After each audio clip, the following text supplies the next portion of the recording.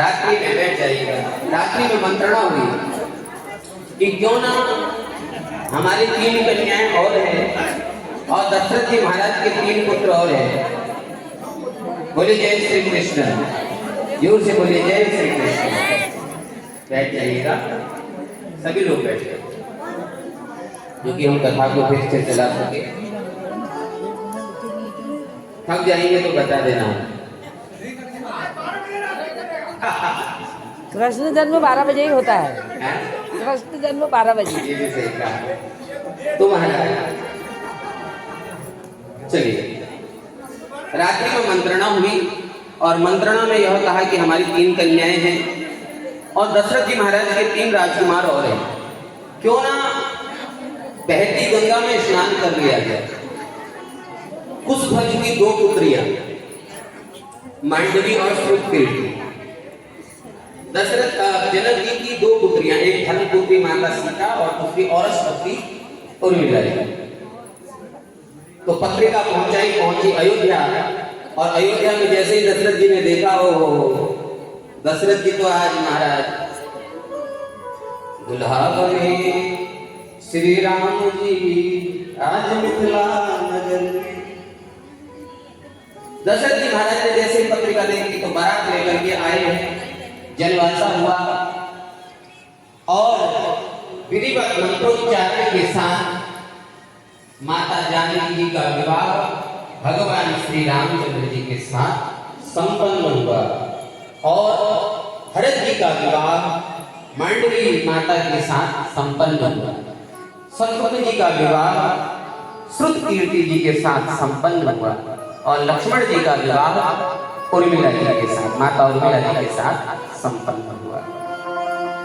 मर्यादा है महाराज, रामचरितमानस का तो शब्द शब्द में मर्यादा है और नाम भी रामचरितमानस,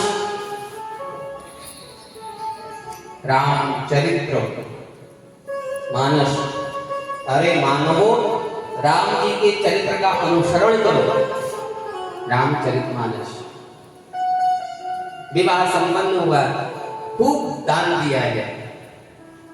अयोध्या नगरी में पहुंचे हैं, खूब स्वागत हुआ। तीनों माताओं ने बड़ा स्वागत किया अपने तीनों चारों बहुओं का, चारों पुत्रियों का।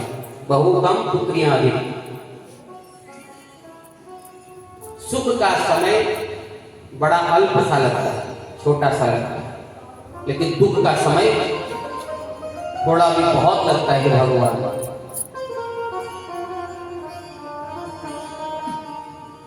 बहुत ज्यादा। अब महाराज विघ्नेश्वरी देवी ने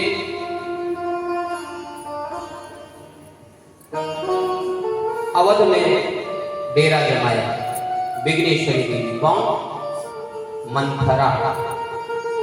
मंथरा के रूप में विघ्नेश्वरी आई, पदार्पण किया है। मंथरा नाम देखो, मंथरा, मन को जो बदल दे, ऐसा मत दे जो मन को, मंथरा। दशरथ जी महाराज राम जी का राज्याभिषेक चाहते थे समय से हो जाए। पत्नी सभी से पूछा, सभी पत्नियों से, सबने सहमति दी। कैकेयी जी तो इतनी प्रसन्न थी पूछो मत कि मेरे राम का राज्याभिषेक होगा। कौशल्या के आदि तो है, मुहूर्त निकाला गया। दोनों भाई उस समय अपने नैनिहाल में थे, भरत जी और शत्रुघ्न जी, कि जितनी जल्दी हो जाए, अच्छे काम जितने जल्दी हो जाए कर डालना चाहिए। बुरे काम करना चाह रहे हो तो 10 बार सोचना, मैं कहता हूं 1000 बार सोचना कि इसका परिणाम क्या होगा। और अच्छा काम, परिणाम की चिंता ही मत करना, कर डालना। अच्छे काम करके, किसी को दान देने का समय आ रहा है, आप स्नान करने गए गौमती में, मन किया इसको कुछ दे दें, फिर मन कुछ और कहता है, मन बदले उससे पहले दे डाला, फिर जो होगा देखी जाएगी। महाराज राज्याभिषेक का समय हुआ, मुहूर्त निश्चित हुआ, सब तैयारियां हो गई। मंथरा आए कैकेयी के अंदर महल में प्रवेश किया और ऐसे मन को ऐसा बदल दिया कैकेयी को, जो कैकेयी अभी सब देखने के लिए तैयार थी। अब तो महाराज कपड़े उतार लिए, मलिन कपड़े पहन लिए, सारे वस्त्र काले कपड़े पहन लिए, राक्षसी रूप धारण कर लिया। दशरथ जी महाराज पहुंचे, सब आपको पता ही है। ऐसा मैं कुछ नहीं जानती, मुझे पहले 2 वर चाहिए। बोले आज तो मेरा सब कुछ देने का मन है, तू मान 2 वर। बोले तुमने वचन दिया था, वो वर मेरे पूरे करो। देवासुर संग्राम का पहला वचन है भरत को राज तिलक। क्या? राम को नहीं, भरत को राज तिलक, मेरे पुत्र भरत को। और दूसरा वचन है, जिसका राज तिलक करने जा रहे हो उसे 14 वर्ष का वनवास। इतना सुनना था कि बेहोश हो गए। पल पल उठते हैं फिर बेहोश हो जाते हैं, उठते हैं फिर, अरे क्या हाथ जोड़ती हूँ, हाथ जोड़ता हूँ, पाँव पड़ता हूँ तेरे, पाँव छूने नाक रगड़ने लग गए राजा दशरथ। वचनों में इतने बंध गए कि अगर वचन नहीं दिया होता तो ना जाने क्या कर डालते, लेकिन वचन दिया, रघुकुल दीन सदा चले आए। महाराज राम जी को पता लगा कि पिताजी का स्थिति गंभीर है, पत्नी में फंस गए हैं, वचनों में बंध गए हैं, तो बिना जाने, अरे माता ये क्या बात कह दिया, तुरंत गए महल में, तुरंत अपने राजसी वस्त्र त्यागे, वत्कल वस्त्र धारण करे और फिर जाकर के उनके पीछे पीछे उनकी धर्मपत्नी और स्वयं लक्ष्मण जी ने भी वही वस्त्र उतार दिए। बीच में बड़ी चर्चाएं होगी।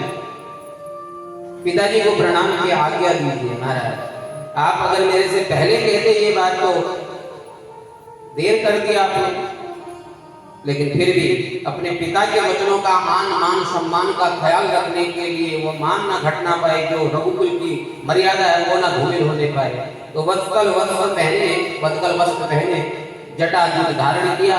उसके बाद माता को प्रणाम, पिता को प्रणाम और सुमंत को साथ लेकर के अयोध्या का त्याग कर दिया।